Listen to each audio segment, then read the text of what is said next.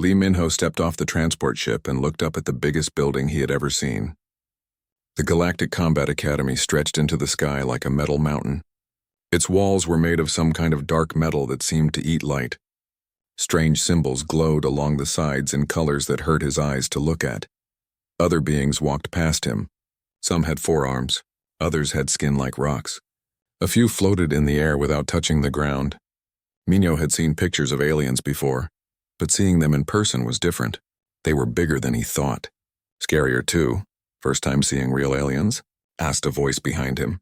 Minho turned around. A woman about his age stood there. She had black hair and kind eyes. She looked as nervous as he felt. "I'm Park Ji-won," she said. "From Seoul. You must be the other Korean in the program." "Lee Minho," he said. "From Busan. Yeah, this is a lot." They watched as a group of insect-like creatures clicked and chirped at each other. Their heads moved too fast to follow. One of them looked at the humans and made a sound like glass breaking. "I don't think they like us much," Ji-won whispered. "Can you blame them?" Minho said. "Look at us. No claws, no armor, no extra arms. We probably look like walking meat to them." A deep voice boomed across the landing area. "New students report to the main hall for orientation. Move quickly. The academy does not wait for the slow." Minho and Ji-won followed the crowd of alien beings. The hallways were huge, built for creatures much larger than humans. The ceiling was so high that Minho could not see the top. Strange lights floated in the air, following students as they walked. The main hall was even bigger. Thousands of beings sat in rows that went up and up like a stadium. Minho felt very small as he and Ji-won found seats near the back. A creature walked onto the stage. It looked like it was made of sharp edges and knife blades. Its skin was silver and reflected the light in painful ways. When it moved, Minho could hear metal scraping against metal. "I am Instructor Talon of the Velkari people," the creature said. Its voice was like ice cracking. "You are here because your species thinks you are warriors. Most of you are wrong." The hall went quiet. Even the floating aliens stopped moving. "The academy has trained fighters for over 1,000 years, Talon continued. "We have seen every type of being the galaxy has to offer. Strong ones, fast ones, smart ones. Ones with poison in their claws and fire in their breath. They all have one thing in common." Talon's head turned slowly, looking across the crowd. When its eyes found the human section, Minho felt cold. They all have natural weapons, natural armor, natural advantages that evolution gave them for war. The instructor's voice got quieter, which somehow made it more scary. "Some of you do not." Whispers started around the hall. Minho heard clicking sounds and deep rumbles. He did not need to understand alien languages to know they were talking about humans. "The weak will be removed," Talon said. "The academy is not a place for pets or curiosities. It is a place for killers. If you cannot kill, you will be killed. This is the way of war." A massive creature that looked like a walking boulder raised one arm. "What of the soft ones?" it asked in a voice like grinding stone. "The humans. They have no natural weapons. No armor. Why are they here?" Talon's head turned toward the humans again. "An excellent question, Cadet Rock. The humans are here as part of an experiment. Their species has recently joined the Galactic Council. They claim to be warriors despite their obvious disadvantages." More whispers filled the hall. Some aliens laughed. The sound was not friendly. "We will test this claim," Talon said. "If the humans can survive their first week, perhaps they belong here. If not..." The instructor did not finish the sentence. It did not need to. After orientation, Minho and Ji-won walked to their assigned rooms. The hallways were full of alien students. Most ignored the humans. Some stared like they were looking at zoo animals. "This was a mistake," Ji-won said quietly. "We don't belong here." "Maybe not," Minho said. "But we're here now." They passed a group of the insect creatures. One of them, smaller than the others, looked at Minho with large black eyes. "Human," it said. Its voice was like wind through leaves. "I am called Click. My species is Ephirian. We have heard of your kind." "Nice to meet you," Minho said, trying to be polite. "Your species is interesting," Click continued. "You have no natural weapons, yet you conquered your own world." "How?" Minho thought about it. "We worked together, I guess. And we learned to use tools." "Tools," Click repeated. "Yes, perhaps that is something." Before Minho could ask what that meant, Click's group moved on, clicking and chirping to each other. Minho's room was small but clean. The bed was too big for him, made for creatures twice his size.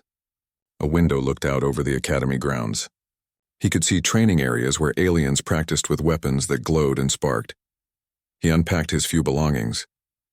Earth clothes, pictures of his family, a small rubber ball he had brought from home. He bounced it against the wall a few times, catching it as it came back. The door chimed. Jiwon came in looking worried. "I've been talking to some of the other humans," she said. "There are only 20 of us in the whole academy. 20 humans out of thousands of aliens. Did they say what the test would be like? Combat trials. Each one harder than the last. Most species have special abilities that help them. The rock people are almost impossible to hurt. The blade people can see attacks before they happen. The flying ones can move in 3 dimensions. And us?" Minho asked. "We run fast and think quickly," Jiwon said. "That's about it." Minho bounced his ball against the wall again. Catch, bounce, catch, bounce. "You know what's funny?" He said. "What?" "When I was a kid, my friends and I used to play games where we pretended to be warriors. We'd throw balls at each other and try to dodge. We called it war, but it was really just playing." "This isn't a game, Minho." "I know," he said, catching the ball one more time. "But maybe that's exactly what we need it to be." Outside his window, alien creatures practiced with deadly weapons under the light of 3 moons. Tomorrow, the real tests would begin. Tomorrow, Minho would find out if being human was enough to survive in a galaxy full of natural predators. He put the ball away and tried to sleep. But in his dreams, he was still playing games, dodging and weaving while his friends laughed and threw softballs that could not hurt anyone. He had no idea how much those childhood games would matter in the days to come.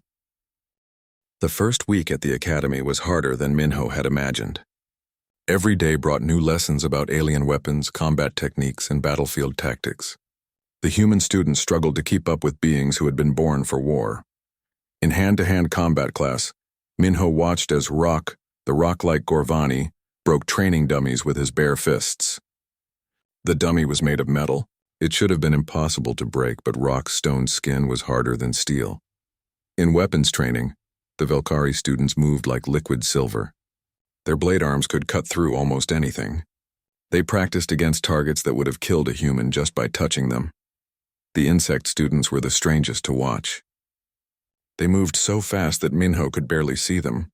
Click had explained that Zephyrians could see time differently. What looked like a split second to humans felt like minutes to them. "How are we supposed to compete with that?" asked Kim Soo-yeon, another human student, during lunch. He was from Seoul like Jiwon and had been a martial arts champion on Earth. "We're not," said Choi Yuna, picking at her food.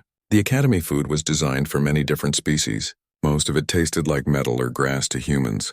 "We're just here to prove humans can't fight. Then they'll send us home." "Maybe that wouldn't be so bad," whispered Bae Hyunwoo. He was the youngest human in the program, barely 18 years old. "I miss Earth food. I miss Earth gravity. Everything here is too big, too fast, too dangerous." Minho listened to his fellow humans complain, but he was thinking about something else. All week he had been watching the alien students. Yes, they were stronger and faster than humans, but they all fought the same way their species had always fought. The rock people used strength, the blade people used speed and sharpness. The insect people used their quick reflexes. None of them seemed to change their approach based on what they were fighting. They relied on the same natural advantages their ancestors had used for millions of years. "Attention, students," came a voice over the Academy's communication system. It was Instructor Talon. "Report to Training Hall 7 for your first major examination. The reflex trial begins in 1 hour." The humans looked at each other with worry. They had heard about the reflex trial from other students. It was the test that separated real warriors from pretenders. Many aliens failed it. No one expected the humans to even try. Training Hall 7 was different from the other rooms in the Academy. It was perfectly round and made of smooth metal. The walls, floor, and ceiling all curved together like the inside of a ball. There were no corners to hide in, no walls to put your back against. Instructor Talon stood in the center of the room. Around the edges, hundreds of small holes dotted the walls. They were barely big enough to see, but something about them made Minho nervous. "This is the Blade Garden," Talon announced to the gathered students. "It will test your reflexes, your speed, and your will to live. The rules are simple. Survive for 10 minutes while the chamber tries to kill you." Talon pointed to the holes in the walls. "Those openings contain monomolecular blade launchers. They fire razor-sharp projectiles at random intervals. The blades are sharp enough to cut through bone, fast enough to slice you before you know you've been hit. A Velkari student raised one of its blade arms. What about armor or shields? None allowed, Talon said. You face the blades with nothing but your natural abilities. As warriors should. Minho looked around at the other species. The Gorvani students looked confident. Their stone skin could probably stop the blades. The Velkari had their speed and their ability to sense attacks before they happened. The Zephyrians could see the blades in slow motion. The humans just looked scared. The current record, Talon continued, is held by Sharp Strike of the Velkari. 8 minutes and 47 seconds. Most students last between 3 and 5 minutes before retreating to the safe zones. Talon pointed to several areas near the walls that glowed with soft blue light. Step into a safe zone and the trial ends. You fail, but you live. Sometimes survival is more important than pride. The instructor's metallic eyes swept across the students. We will begin with the species most likely to succeed and work our way down. Velkari students, prepare yourselves. One by one, alien students entered the blade garden. The Velkari moved like dancers, their blade arms flashing as they cut incoming projectiles out of the air. They lasted 6 or 7 minutes before the speed became too much even for them. The Gorvani simply stood still and let the blades hit them. Their stone skin sparked where the monomolecular edges struck but held. They lasted longer than the Velkari, but eventually even they had to retreat when the blades found gaps in their natural armor. The Zephyrians were amazing to watch. Click entered the chamber and seemed to float through the air, moving between blades that looked like they should have cut through empty space. But even their time sight had limits. Click made it to 7 minutes before a blade came too close to important body parts. Finally, it was time for the humans. This should be interesting, Talon said, but not in a kind way. Which human will demonstrate their species' reflex capabilities first? The human students looked at each other. No one wanted to volunteer to be cut to pieces. I'll go, Minho said. Minho, no, Jiwon whispered. You'll be killed. Maybe, he said. But someone has to go first. He walked to the center of the chamber. The curved walls stretched up and around him. Thousands of tiny holes pointed in his direction like the eyes of predators. His heart was beating so fast he could hear it. 10 minutes, Talon announced, beginning in 3, 2, 1. The first blade shot out of a hole near Minho's head. It was a thin line of light moving faster than anything he had ever seen. He jerked his head to the side and felt the air move as the blade passed by his ear. Another blade came from the floor aimed at his legs. He jumped over it, landing awkwardly but safely. Then 3 blades came at once from different directions. There was no way to dodge them all. Minho was going to die in the first 30 seconds. But instead of trying to dodge, something else happened. Something that surprised everyone watching, including Minho himself. He started to smile. The blades reminded him of something, back on Earth when he was 10 years old, playing in the park with his friends. They would throw rubber balls at each other, trying to hit while the others tried to dodge. It was called Dodgeball, and Minho had been very good at it. Not because he was the fastest kid, not because he was the strongest, but because he thought it was fun. As the 3 blades converged on him, Minho did something no warrior in Academy history had ever done during the reflex trial. He laughed, and then he started to play. Minho twisted his body in a way that should have been impossible.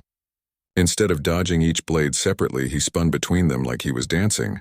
The 3 deadly projectiles passed through the space where he had been standing, missing him by inches.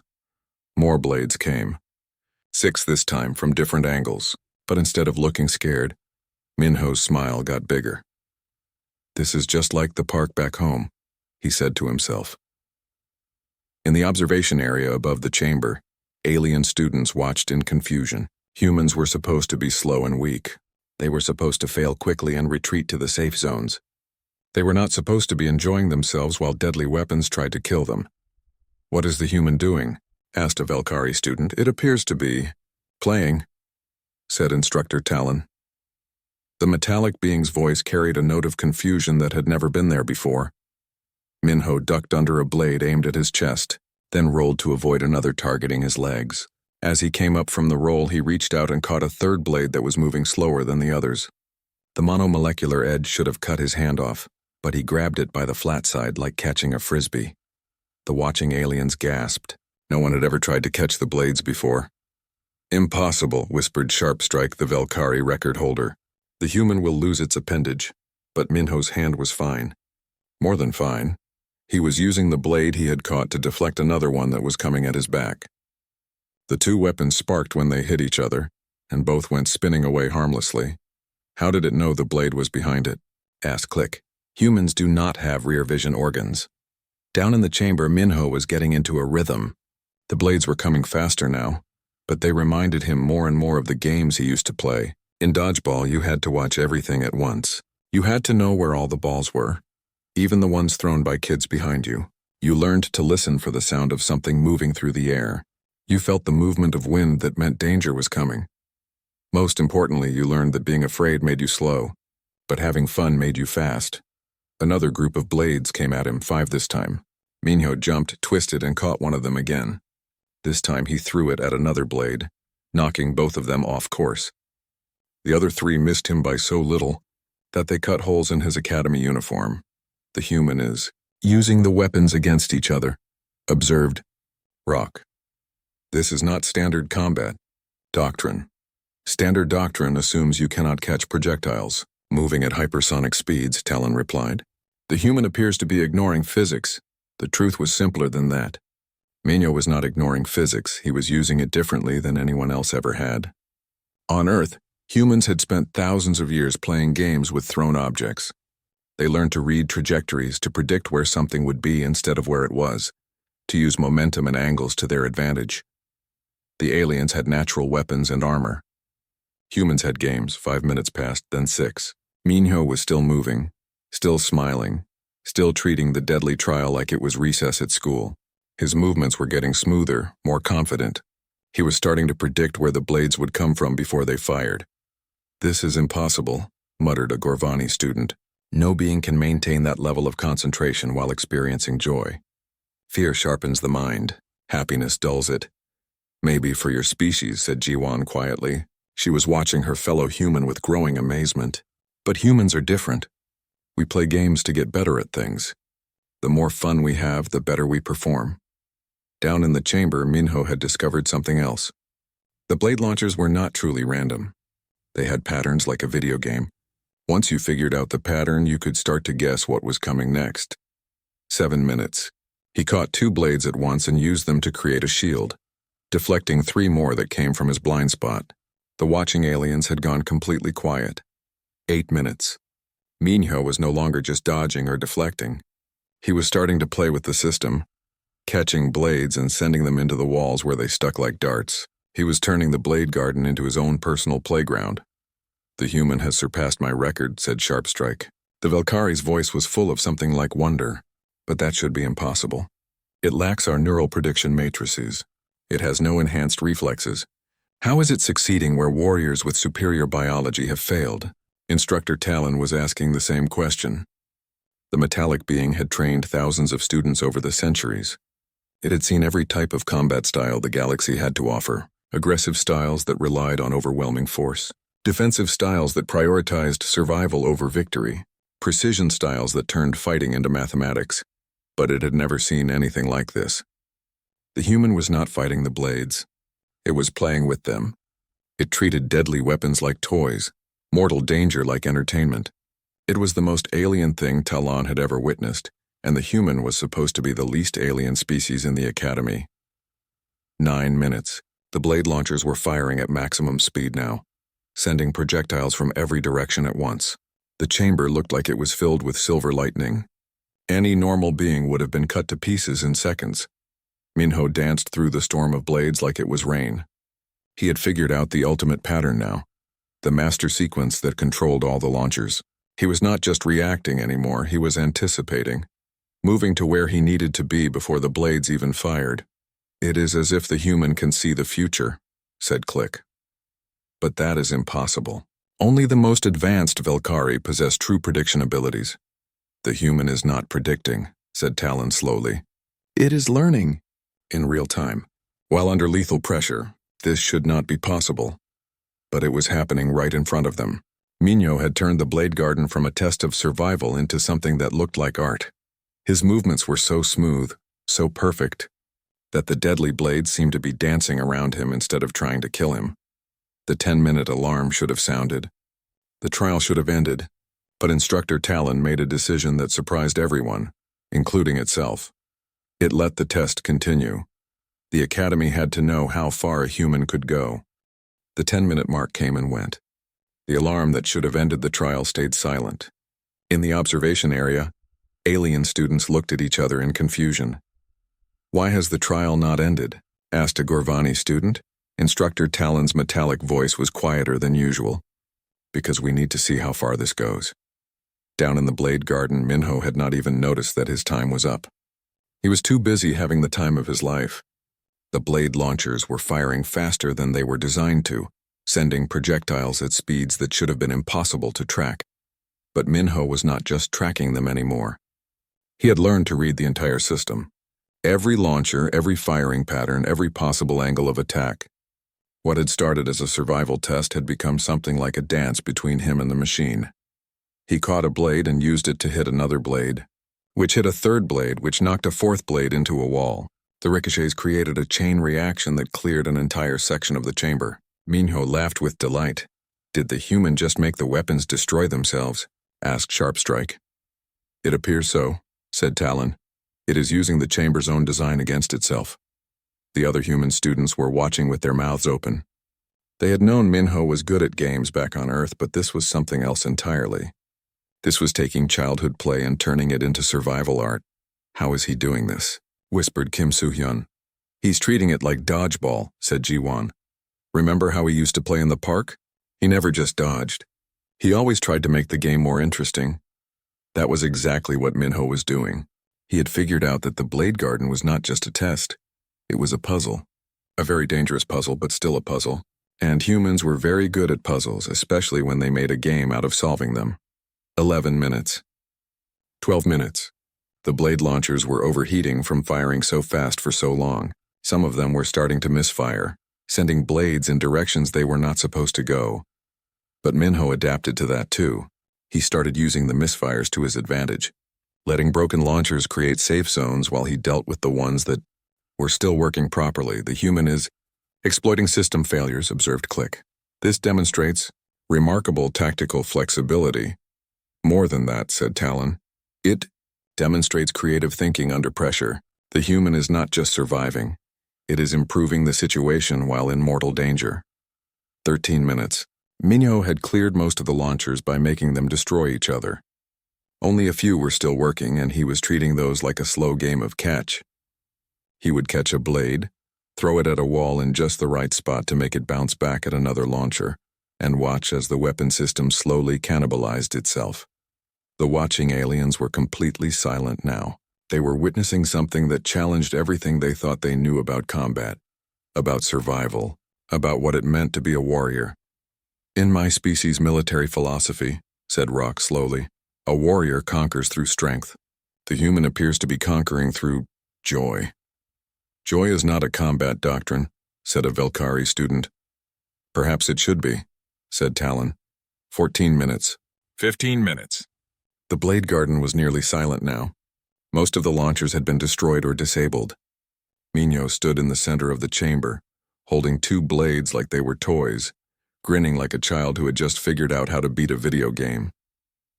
But the system had one more surprise. Emergency protocols kicked in. If the regular launchers failed, backup systems would activate. These were designed to be impossible to defeat, firing from concealed positions at random intervals with no pattern to learn. New holes opened in the walls. Bigger ones. The blades that came out were larger, faster, and completely unpredictable. They were designed to end any trial that had gone on too long. The alien students leaned forward. Surely this would stop the human. No one could adapt to completely random attacks, but Minho just smiled bigger. "Oh, now this is interesting," he said. Random meant unpredictable, but it also meant something else. It meant the system could not coordinate its attacks. The new launchers were not working together like the old ones had. They were each doing their own thing.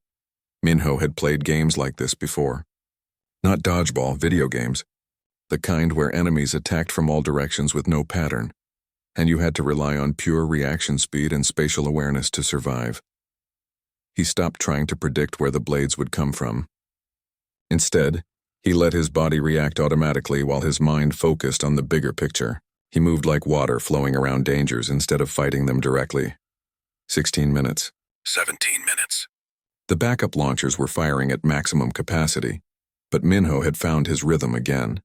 He was not just dodging anymore, he was creating art. Every movement was perfect. Every step placed him exactly where he needed to be. He caught blades and threw them not to destroy launchers, but to create beautiful patterns of light and metal in the air.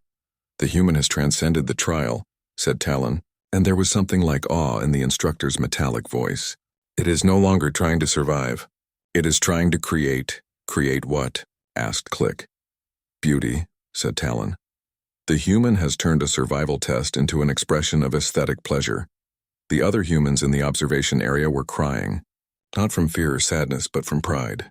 They were watching one of their own do something that no being in the galaxy had ever done before. Minho was showing the universe that humans belonged in the academy, not because they were the strongest or the fastest, but because they could find joy and creativity in places where others found only death and fear. 18 minutes. 19 minutes. The backup launchers were overheating now, too. The entire system was breaking down under the strain of trying to kill someone who refused to be killed. At 19 minutes and 30 seconds, the last launcher fired its final blade and went silent. Minho caught the blade, looked at it for a moment, and then gently placed it on the floor. The blade garden was completely quiet. Minho stood in the center of the chamber, surrounded by the wreckage of weapons that had been trying to kill him, and he was not even breathing hard. He looked up at the observation area and waved. That was fun, he called out. Can we do it again? The silence in the observation area lasted for exactly 7 seconds. Then every alien in the room started talking at once.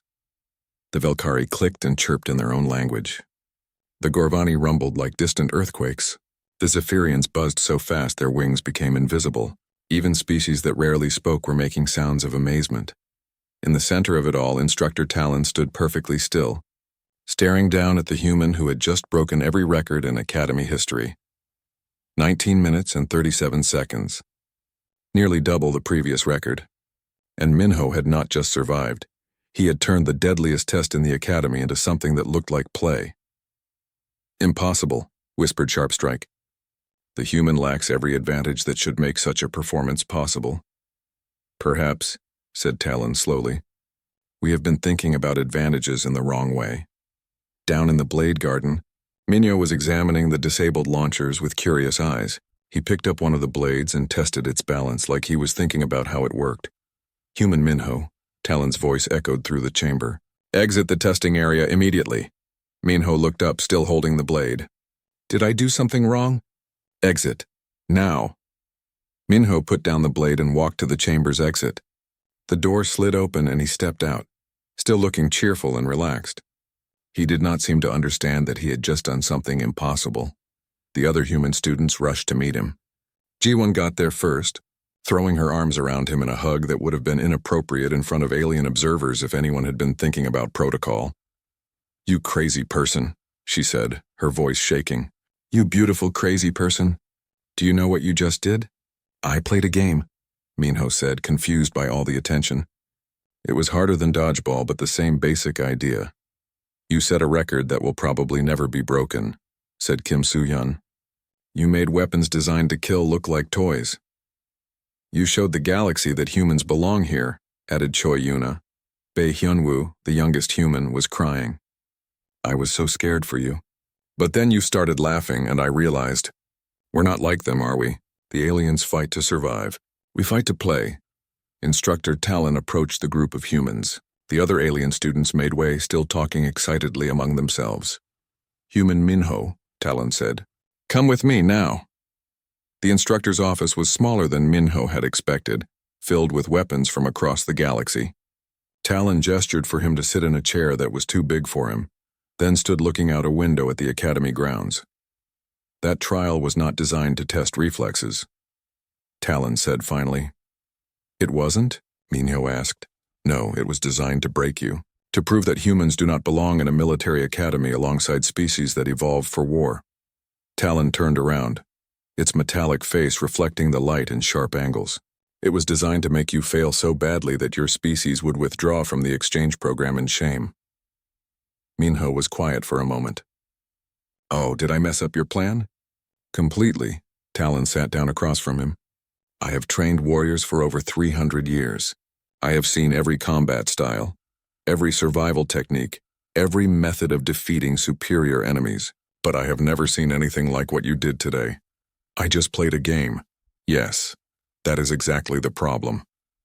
Talon leaned forward. My species, the Velkari, are considered the finest warriors in the galaxy.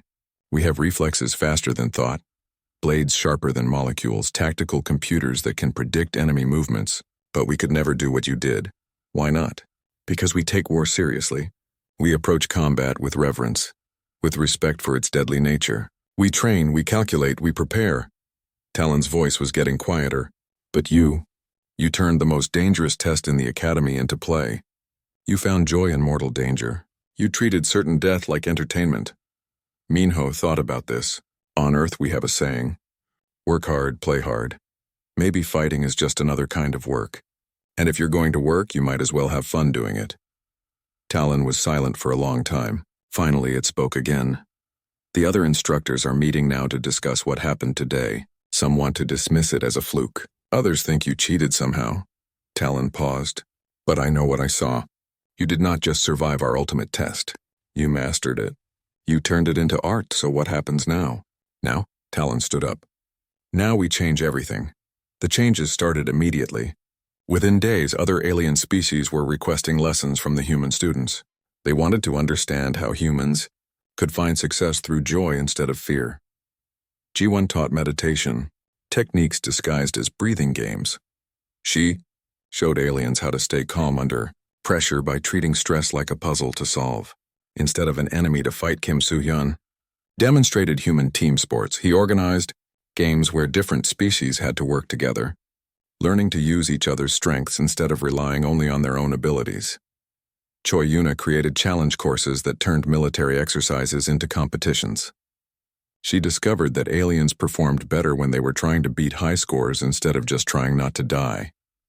Bae Hyunwoo, despite being the youngest, became the most popular human instructor. He taught aliens how to have fun while learning, showing them that enjoyment and improvement could happen at the same time. But it was Minho who created the biggest change. He set up a court on the academy grounds where aliens could learn to play dodgeball. The rules were simple. Throw soft balls at each other, dodge the ones thrown at you, work as a team to eliminate the other team. It looked like child's play, but it taught everything that military training was supposed to teach.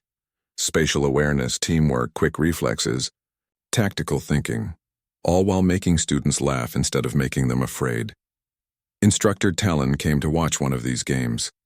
Minho noticed the metallic being standing at the edge of the court and walked over. Want to try? Minho asked, holding out a soft rubber ball. I do not play games, Talon said. Why not? Talon considered this question. It was not one the instructor had ever been asked before. Because I am a warrior. Games are for children. On Earth, Minho said, we think children know things that adults forget, like how to learn fast, how to have fun, and how to turn problems into play. He bounced the ball once. Maybe being a warrior doesn't mean you have to stop being like a child. Talon looked at the ball, then at the alien students running around the court, laughing as they dodged soft projectiles that could not hurt them. This is not traditional military doctrine, Talon said. No, Minho agreed. It's better. Slowly, carefully, Instructor Talon reached out and took the ball. The academy never looked the same after that day. The rigid hierarchy that separated species began to break down as aliens learned human games. Fear-based training gave way to challenge-based learning. Students stopped competing against each other and started competing against themselves. Most importantly, the academy discovered that the deadliest warriors were not necessarily the ones who were born for war. Sometimes the deadliest warriors were the ones who could smile while they fought, who could find joy in danger, who could turn the chaos of battle into the fun of play. The human exchange program expanded. More humans came to the academy, each bringing their own games, their own ways of finding fun in serious situations. And in the center of it all was a simple rubber ball, bouncing between beings from across the galaxy, teaching the universe that the best way to prepare for war might just be learning how to play. Minho never did get to take the reflex trial again.